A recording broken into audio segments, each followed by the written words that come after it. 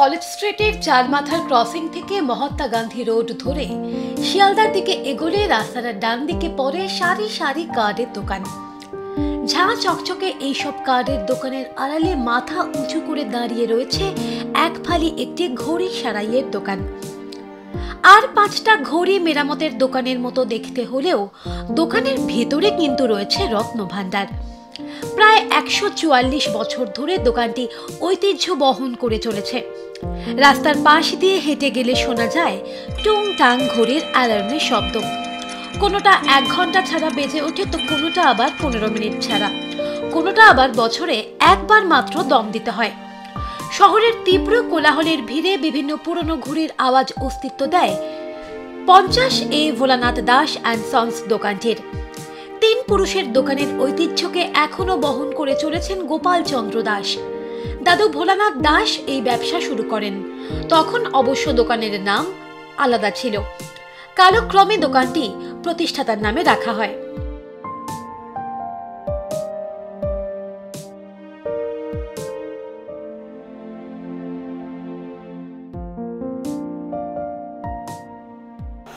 আমার দাদু ইয়ং এজেই দোকানটা শুরু করে। এর আগে ছিল দাদুর বাবার আমলের, তখন নাম ছিল Rashbehari Das and sons.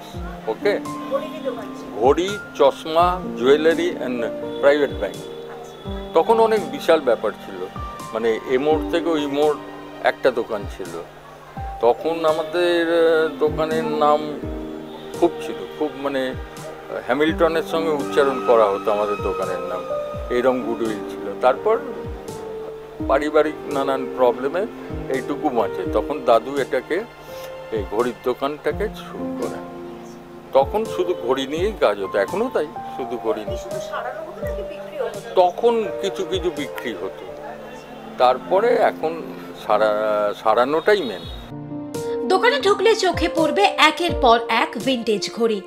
Swiss, German, French, American, এমনকি ভারতীয়, কি ঘড়ি নেই এখানে? তবে সব ঘড়ি কেউ না কেউ সারাই করতে দিয়েছেন। একটি বা মাত্র 2টি ঘড়ি রয়েছে যা ভোলানাথ দাস নিজে কিনে নিজের দোকানে রেখেছেন। একটি ফ্রেঞ্চ ঘড়ি আর একটি মার্কারি দেওয়া ঘড়ি। 2টি ঘড়ি পাশ্চাত্য ধাঁচে। রোলেক্স, ওমেগা, টিসার্টের মতো নামি দামি ঘড়ি সহজেই সারিয়ে তোলেন তিনি। শুধু তাই নয়, এরকম বহু বিদেশি ঘড়ির মেরামতি করেন গোপাল চন্দ্র দাস, যেসব কোম্পানি বহু আগেই বন্ধ হয়ে গেছে। একটা সময় এই দোকানের নাম ছিল মানুষের মুখে মুখে। সময় বদলেছে, তবে এখনো ঘড়ি দেখেই ঘড়ির সমস্যা সহজেই নির্ণয় করতে পারেন দোকানের বর্তমান কর্ণধার গোপাল চন্দ্র দাস। কলকাতা তো বটেই, কলকাতার বাইরে থেকেও বিরল বিভিন্ন ঘড়ি এবং ঘড়ির সমস্যা নিয়ে মানুষ হাজির হন এখানে। এখানে ম্যাক্সিমাম যেগুলো ঘড়ি দেখলেন, ক্লক বলুন, এই টাইম পিস বলুন, এগুলো সবই কোম্পানি বন্ধ হয়ে গেছে। এখন আর ওই সব কোম্পানি নেই, তা ওইগুলোকেই সারাতে হয়। সেটাই তো দক্ষতার ব্যাপার। সেতামাস আছে, অ্যানসোনিয়া আছে, তারপর সেকোসা আছে, তারপর ইংলিশ আছে, ফ্রেঞ্চ আছে, জার্মান ক্লক আছে, তারপর যেগুলো চাইমিং দেখালো, অবশ্য ওগুলো চাইমিং একটা আলাদা ক্যাটাগরি করি। তারপর একটা 400 ডেজ দেখলেন, আর একটা 400 ডেজ এই কিছুদিন আগে ডেলিভারি হয়ে গেছে। ওর চেয়েও সাইজটা ওর 3 গুণ ছিল হাইট।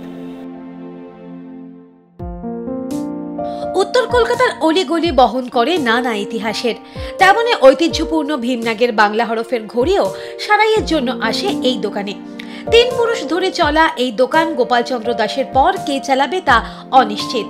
তার একমাত্র ছেলে এই পেশায় আসেননি, ফলে ভবিষ্যতে ইতিহাসের পাতায় রয়ে যাবে মহাত্মা গান্ধী রোডের গোপাল চন্দ্র অ্যান্ড সন্স।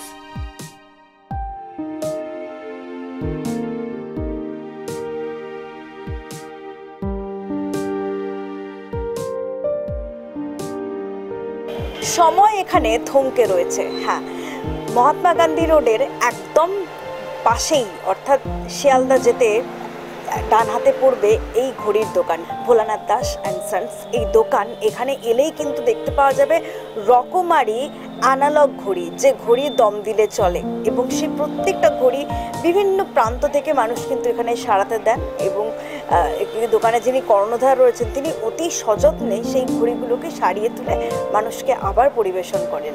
তাই এই দোকান এক প্রকার ঐতিহ্য তো অবশ্যই, উত্তর কলকাতার অন্যতম যে বিষয় অর্থাৎ ঐতিহ্য এবং সাবেকিয়ানা তা কিন্তু তুলে ধরেছে এই দোকান, এবং বছরের পর বছর ধরে একই রকমভাবে নিজের মাধুর্যে মহাত্মা গান্ধী রোডে দাঁড়িয়ে রয়েছে। ক্যামেরা জয়ন্তের সঙ্গে সঞ্জনা, আর প্লাস নিউজ, কলকাতা।